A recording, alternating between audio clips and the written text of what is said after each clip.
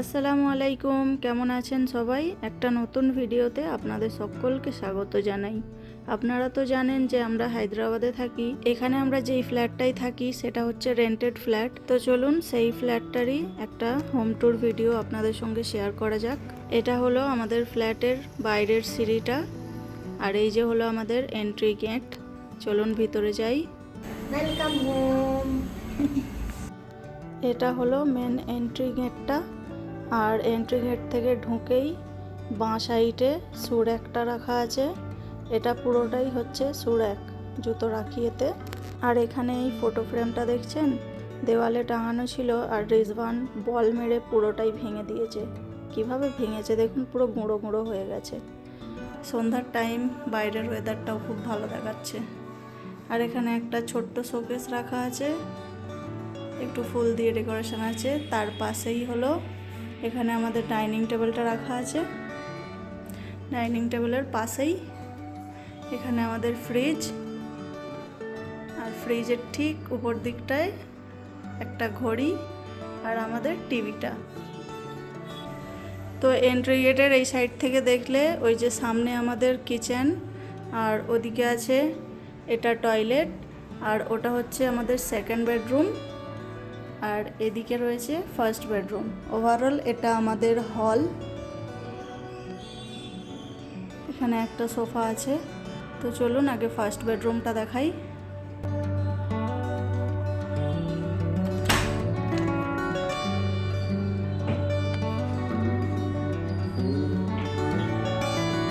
এটা হলো আমাদের ফার্স্ট বেডরুম। বেডরুমে ঢুকতেই এখানে একটা ছোট্ট টেবিল রাখা আছে, আর এই যে আমাদের বেড। এটা একটা সিঙ্গেল বেড ছিল, তো আমাদের এখানে রাখার প্রবলেম হচ্ছিল, তাই আমাদের ডবল বেডের সাথে এটাকে অ্যাটাচ করে এইভাবে রেখে দিয়েছিলাম। আর ওখানে রয়েছে আমার আলমারি। এখানে একটা ওই ফ্লিপকার্ট থেকে অর্ডার করেছিলাম সেই ছোট আলমারিগুলো।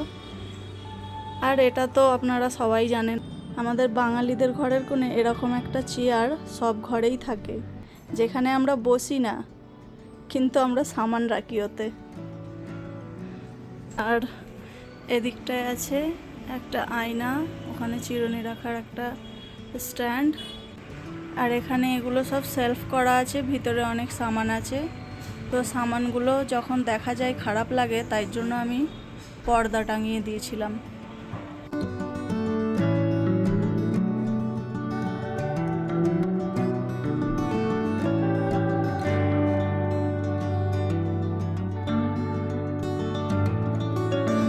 চলুন তাহলে এবারে আপনাদের কিচেনটা দেখাই।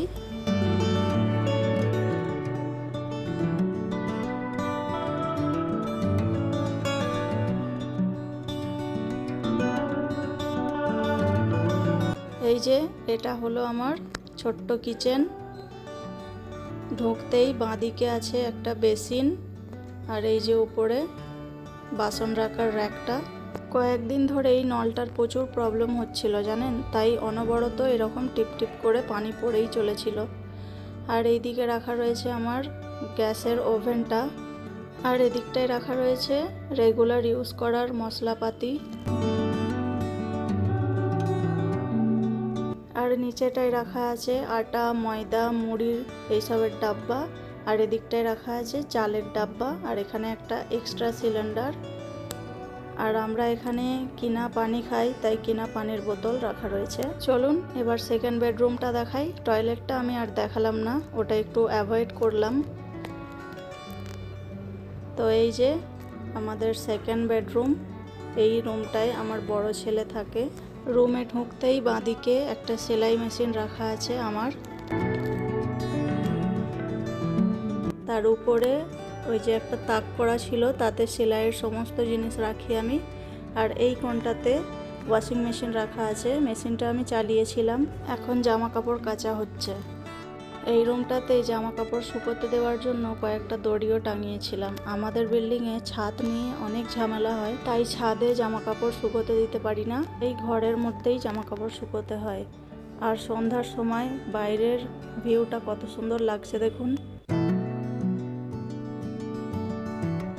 আপনারা ভাবছেন এখানে এই ট্রলি ব্যাগটা কেন রেখেছি। আসলে আমরা ছুটিতে দেশে গিয়েছিলাম, আর দেশ থেকে আসার পরে ব্যাগটা খোলাও হয়নি আর গুছানো হয়নি।